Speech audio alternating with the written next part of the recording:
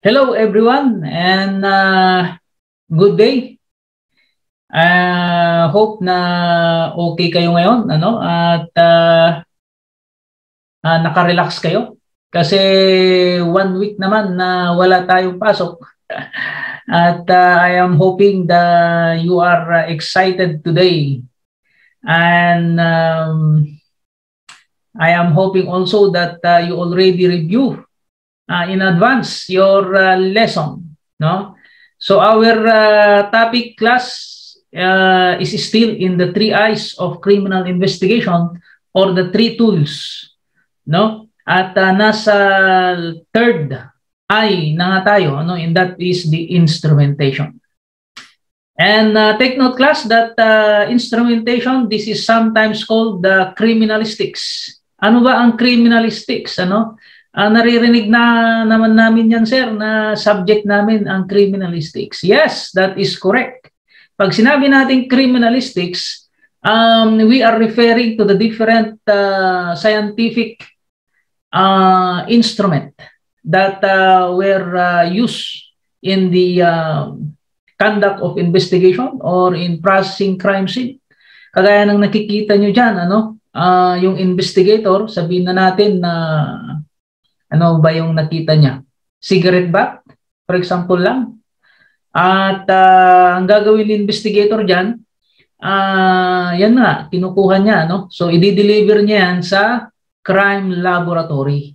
Yan, no? So, kaya kung makikita nyo dyan sa definition niya, this is the use of police laboratory. Ayan kasi ang tawag noon, It is police laboratory. Pero ngayon, crime laboratory. Ano ang tawag na natin dyan. Okay, so ano ba ang instrumentation? This is the process of applying instrument or tools of police sciences in criminal investigation and detection. That's why, in short, this is called criminalistics. Why, again, criminalistics? Yan na, yung mga subjects na ninyo. Kagaya ng kung naka-enroll kayo ngayon ng dactyloscopy or the study of fingerprint. Ayan. Polygraphy, or the lie detection subject. Ano pa? Question document. Okay? Forensic photography, legal medicine, and etc. And actually, yan na yung papag-aralan natin under this subject. Para magkaroon tayo ng idea, ganito pala ang gamit nito, So, yan yung discussion natin sa araw na ito. So, sa mga hindi pa nakapag-subscribe dyan, kindly click the subscribe button and also share and click the notification bell. Yan, para updated kayo sa discussion natin. Okay? So, instrumentation, as defined in here, it is the process of applying instrument or tools of police sciences in criminal investigation and detection. And this is the application of instrument and the laws of physical sciences in the investigation and detection of crimes and criminals. And yung sinabi natin, this is otherwise known as criminalistics. So, pupunta na tayo. So, ano-ano ba yung tools under instrumentation? Ano-ano ba yung sinasabi natin? These are otherwise known as criminalistics. Yan. So, these are the following methods of instrumentation class. So, number 1 is the polygraph examination or the lie detector test. So, later on, if you enrolled in the subject, madidiscuss in todo kung ano ba yung mga important pa na mapapag-aralan nyo dito. Anyway, as I've made mention, yun lang gist nito, yung pinaka-concept ang i-discuss muna natin para magkaroon kayo ng idea na ito pala yun. Pag sinabi natin polygraph examination, ganito pala yan. And on this study, this is a misnomer called lie detector test kasi may mga consideration kasi tayo that actually the machine will not detect if you are telling the truth or not. It is the interpreter or the examiner who will declare if you are telling the truth or not. So kaya minsan may mga nababasa kayo, it is a misnomer called that it is a lie detector test. Anyway, so yan naman ang purpose kasi natin kung bakit tayo gumagamit ng polygraph machine or polygraph examination in order to test the subject if he is telling the truth or not. And of course, it is the polygraph examiner who will determine if you are telling the truth or not. Okay? So, by the way, what is polygraphy? Or what is meant by polygraph science? So, this is called the scientific method of detecting deception. Yeah. So, this is the process of detecting deception, and as I made mention, it is not the machine per se, no, but it is the expert in polygraphy who will tell you or who will tell the subject if he is lying or not, no, and by using an instrument, it is called the polygraph. Yeah, and some people consider polygraphy as the new name of lie detection. Yan. So, pag sinabi natin polygraph, that is the machine na ginagamit kasi i-attach yan sa subject, and this machine magre-react ka dito, no? Makikita doon sa monitor by the chemograph, no? Yung parts niya doon mag-a-appear yung pulse rate, no, kasi i-test niyan, i-check yan yung heartbeat mo, and perspiration ng subject, kung ninenervyos o hindi, pinapawisan o hindi, no, yan lahat naka-record lahat yan doon sa chemograph machine, no, yung parts ng polygraph na yan. And polygraph is a scientific instrument that simultaneously record, simultaneously record the changes in physiological processes of the human body and capable of recording internal bodily changes. So ano ba yung mga changes na ito? Yan na yung blood pressure, no? Respiration, electrodermal properties of the skin or yung GSR or the galvanic skin reflex. Kung pinapawisan ka, kasi they believe that there is a psychological effect. If you are involved in something, especially if in determining your guilt or innocence in a crime committed, kapag mayroon ka daw kinalaman sa krimeng nangyari, talagang mag-a-appear yan at mag-a-appear. Madedetect at madedetect yan, no, ng mga yan, magkakaroon ka ng bodily changes, no. So, and in polygraphy, the subject refers to the person to be or being examined, usually a suspected criminal, and the subject is also called examining, no. So yan, so kapag ikaw yung in-undergo nila on the polygraph examination, ang tawag sa iyo ay you are called the subject. Yan na, you are called the subject. Okay. Next instrumentation or criminalistics area is the police photography. Yan, important yan, in crime scene investigation, police photography is always there, in order to capture images within the crime scene. Ano ba ang kinakapture? Ano yung pinipicturan? Of course, yung crime scene, yung mga ebidensya. Kung may patay, yung biktima, no? Yung kung ano ang tama niya, binaril ba, sinaksak, ayan, pinipicturan yan, So, police photography is the study of the general techniques of photographing the crime scene, physical evidences, ayan, yung sinabi natin, and other circumstances that can be used for law enforcement purposes. So, basic technique lang, in applying police photography. Pag pipicturan mo, meron tayong tinatawag na general view.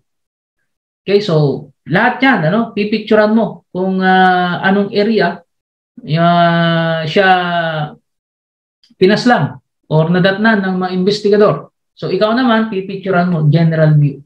And then, pipicturan mo na naman from head to foot, from foot to head, no? And then left to right area, and then right to left area. Yun lang naman yung mga basic technique natin in doing the police photography. And if you are going to use that, no, attachment or exhibit as an evidence when you are going to file a criminal case, kumbaga gagamitin mo yan na ebidensya. Kaya ang tawag na dyan, class, is forensic photography. Ano ba ang forensic photography? It is the field covering the legal application of photography in criminal jurisprudence and criminal investigation. Ayan. So ginagamit mo na yan, ano, as an evidence in order to prove, no, the authenticity of the photograph. Yung kinuha mo na images in the crime scene. So ikaw, pinapatunayan mo na ito, Your Honor, ito talaga yung mga ebidensyang nakuha. Halimbawa, you are presenting knife as an evidence. Then it must be supported also by a photograph, yung picture. So ipapakita mo rin, ano? So take note that in criminal case, ang kailangan, no, the degree of proof is proof beyond reasonable doubt. So tatanggalin ninyo yung duda ng judge, no, na yan na nga yung nangyari, no? At by giving support through the result of the police photography, yan. So of course, makukonvince niyo yung judge na okay. So ganun lang yung judge, no? So yan pala yung mga ebidensya, no? Tapos sasabayan pa ng sketcher. Kasi, di ba, yung pinag-aralan natin, the composition of investigator in responding crime scene. May mga sketcher tayo, measurer, meron tayong evidence man, no? At meron din tayong ganyan, photographer. Okay? Next class is the forensic medicine, no? So, what is mean by legal medicine? Pag sinabi nating legal medicine, this is the branch of medicine which deals with the application of medical knowledge to the purpose of law and justice. That's why, kapag may mga chemical, no, kaduda-duda na inintake, halimbawa nagpakamatay, so papasok dyan yung legal medicine natin, no, in order to determine if there is chemical or something else, yung tinatawag nilang foul play, baka naman pinainom nila, kagaya ng mga na-overdose, no, ng drugs, tapos sasabihin na pinatay. Ayan. So mariresolve yung kaso by applying this legal medicine. Now, for the purpose of elucidating the legal problems in applying legal medicine, ang tawag na natin dyan na naman ay forensic medicine. Kapag it applies legal application, itong mga nag-gather natin through legal medicine, no, ang tawag na dyan ay forensic medicine. So ano ba itong forensic medicine? Is a branch of medical science which deals with the application of medical knowledge to elucidate legal problems or to solve legal problems by means of medicine. No?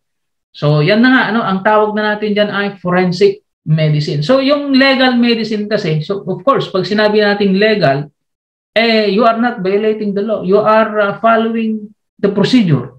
That's why it is called legal medicine. If the purpose of that is to clear things in order to answer the questions that rise in criminal proceeding, ang tawag na dyan ay forensic medicine. Kaya kapag yan, ginamit mo yan ng mga ebidensya sa korte para sabihin mo na ito, pinatay ito, pinoison ito ni Juan de la Cruz. Kaya siya yung suspect o siya yung nag-poison. Poison mga ba talaga yan? So of course, i-prove nila na yan ay mayroong chemical content. No? Kaya pag inaccept yan ng korte, okay, papasok na dyan yung forensic medicine. Okay? That's why usually in legal medicine, ang topic natin dito ay yung autopsy or yung tinatawag nilang medico-legal examination. Usually, if there is a question on the death of a person and they want to examine the internal organ, kung ano ba ang nangyari sa tao, ang sigla-sigla niya kahapon, tapos kinaumagahan, biglang namatay. No? Pinagdududahan yung kanyang pagkamatay. So, i-examine nila yung bangkay. So, ang tawag diyan ay autopsy. So, autopsy came from the Greek word autopsia, na ang ibig sabihin ay seeing with your own eyes. Yan. Parang yung jackpoti, jack kita. Pag hindi mo nakita, hindi ka maniniwala. Pag nakita mo na yun na nga ang nangyari sa kanya, halimbawa, okay, ito. Meron palang tama sa likod niya. No? O kaya ay meron palang sugat sa ulo niya. Mayroong tinusok sa ulo niya, kaya namatay. Pinainom ng ganito. Kaya pala namatay dahil sa drugs. O kaya ay namatay siya dahil sa sakit. No? So it will also determine the true cause, nature, the reason kung bakit siya namatay. No? At pwedeng sabihin natin na pinatay yung tao, o kaya ay pwede naman nating sabihin na namatay lang siya, natural death. Okay? Or medical death. So dahil mayroon siyang karamdaman, kaya siya namatay. So walang pumatay. So kaya kung may suspect, so ma-acquit, no, di ba? So katulungan ito na ang maganda rin dito, talagang malalaman nila, hindi pala ito pinatay ng iba. Kumbaga nagkasakit kaya siya namatay.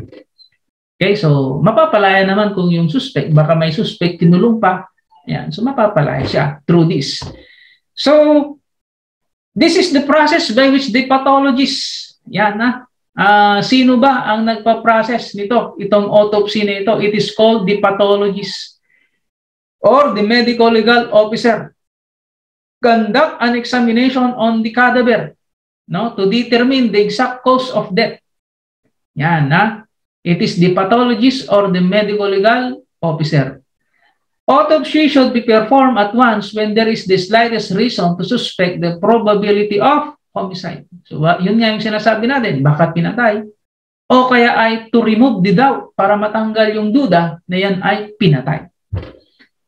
So, after that, the pathologist, gagawa na siya ng after the examination, gagawa na siya ng necrology report o kaya ay autopsy. So, autopsy is more detailed compared to post-mortem examination. Ano ba kasi ang post-mortem examination? Ginagawa ito, ini-examine yung bangkay usually at the crime scene. So, kaya kapag nadatnan nila, yung bangkay, so titingnan naman ni pathologist, titingnan niya, siyempre, yan, kapakapain niya, kung ano yung nangyari, ano yung tama. Okay? So, ang tawag dyan ay post-mortem examination. Next is forensic chemistry and toxicology naman. Ano naman ito, class? So, pag sinabi natin forensic chemistry, this defined as the application of chemical principles in the examination of physical evidence in solution to problems that arise in connection with the administration of justice. It encompasses a large field in the determination and analysis of crime evidence. Just like ang ebidensya natin ay saliva, yan, urine, blood, Okay? So i-undergo mo yan, forensic chemistry to determine, no, kung anong blood yan, anong semen yan, no? Basta the evidence is in a form of liquid, pasok dyan yung forensic chemistry. Titingnan nila kung ano ba, anong ebidensya yung nakuha na yan. Ano naman itong forensic toxicology? Pag sinabi natin forensic toxicology, this is a hybrid of analytical chemistry and fundamental toxicological principle or the study of poison. Yan. It is concerned primarily with the medical-legal aspect of the harmful effects, yan, of chemicals on humans and animal as well. Kaya yan, no, yung na-relate natin kanina, yung legal medicine, sa forensic toxicology, kasi yan, kapag halimbawa, kaduda-duda, pinainom siya ng poison, may mga chemical, question sa laman loob ng isang tao, papasok diyan yung forensic toxicology to determine, okay, kung ano yung ano ba yung cause of death niya. So yan, so forensic toxicology yan. The role of forensic toxicologists is limited to matters that pertains to violation of criminal law. And this is the most difficult criminalistic procedure since it needs a great deal of experience and large amount of laboratory works to make the analysis. So this is true, class. So kaya nga yung mga forensic toxicology natin, kaya ay pati na rin yan, mga chemistry graduate, o kaya ay board passer, tapos meron pa silang training na ganito, they are needed talaga sa crime laboratory. So ina-absorb yan in the PNP crime laboratory. Next class is the forensic ballistics.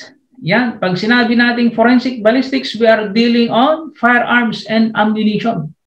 Class, So yan, refers to the science of investigation and identification of firearms and ammunition used in crimes.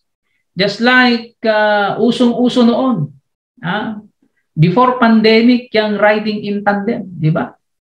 Tatapatan ka, tapos babarilin ka na lang bigla.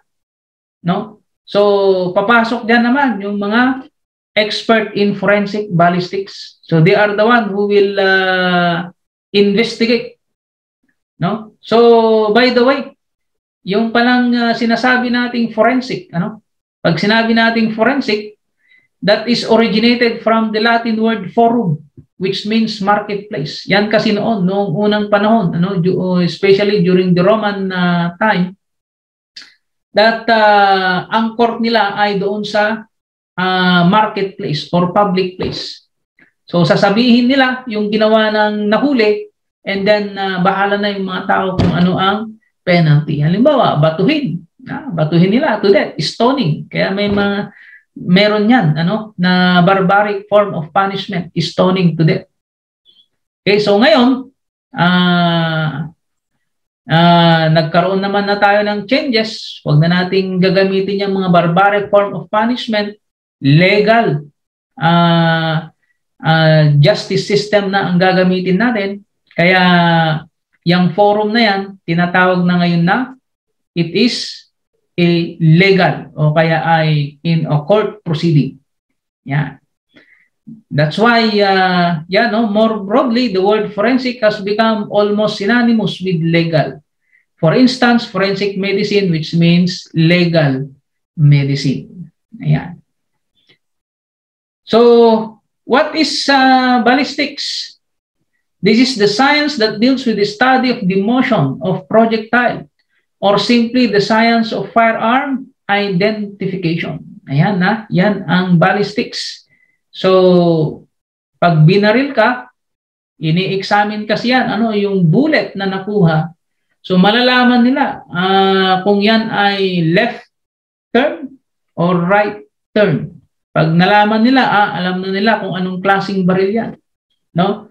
Kung yan ay caliber 45, for example, alam na nila kung yan ay Smith & Wesson o kaya yan ay gawa dito sa Pilipinas.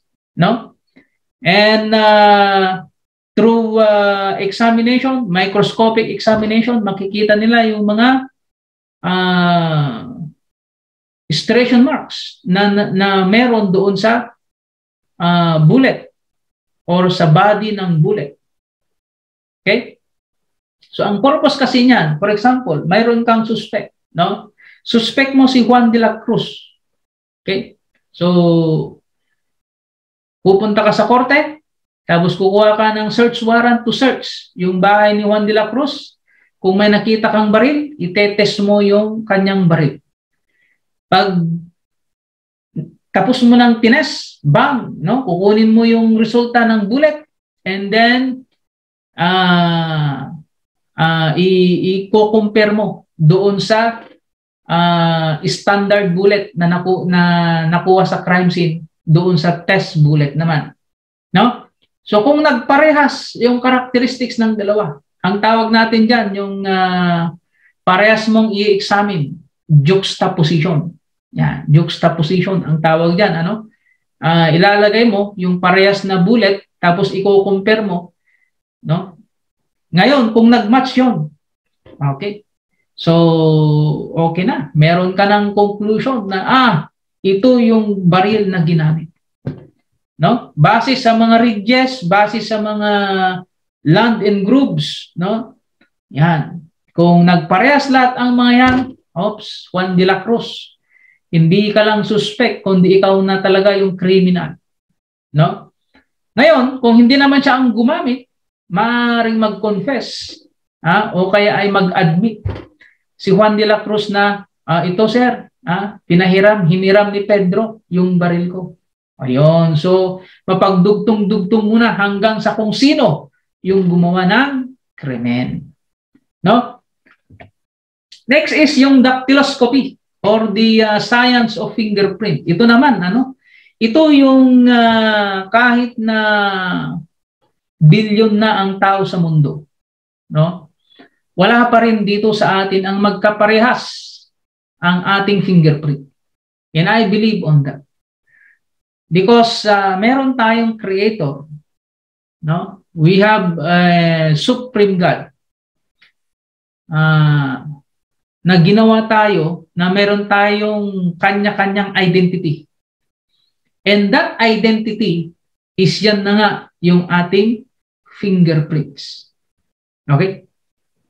So, just imagine, that 5 months, no? 5 months embryo.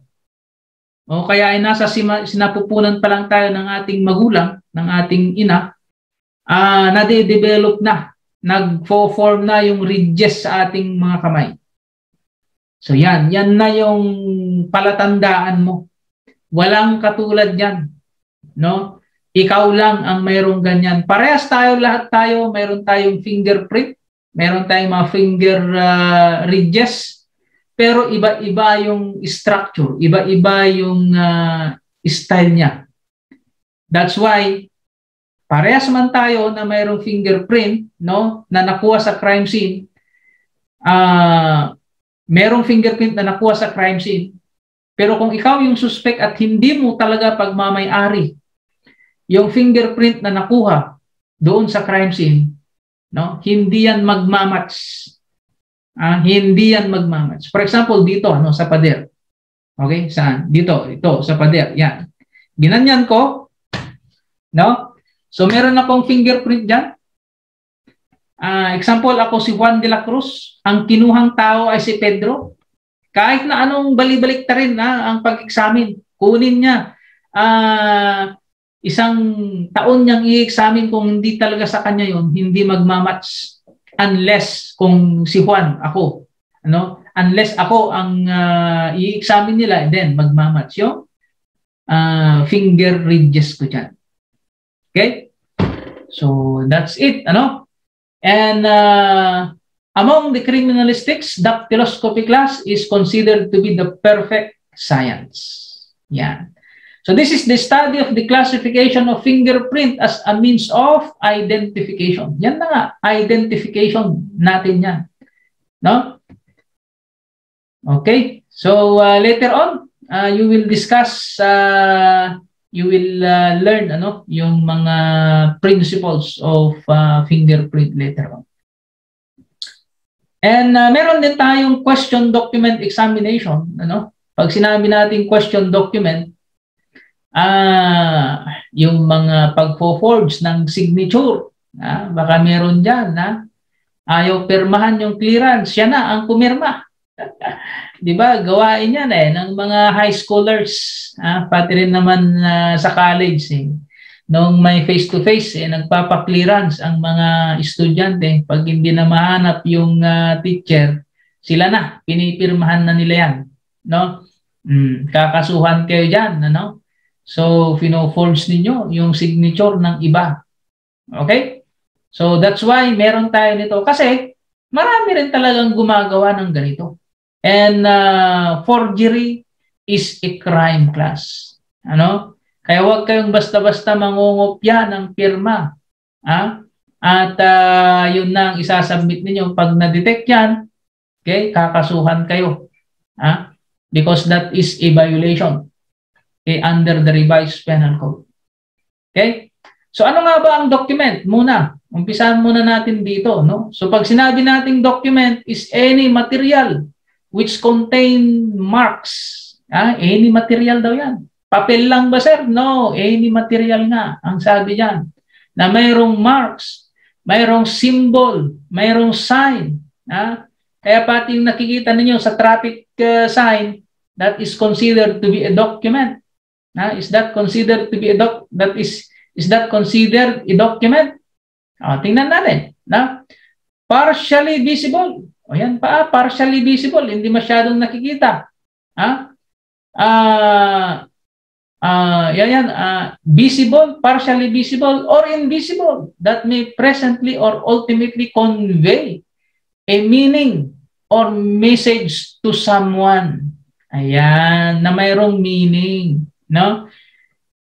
Pencil or ink writing, typewriting, or printing on paper is its most usual form. Kaya yung mga nagtatanong, yung mga caveman noong unang panahon, may mga drawing sila sa loob ng kuweba, is that a document? The answer is yes. That is a document. That it is a sign that conveys meaning or message to someone. So sa ngayon, siyempre, wala na yun. So, wala na yung mga ganung sulat-sulat.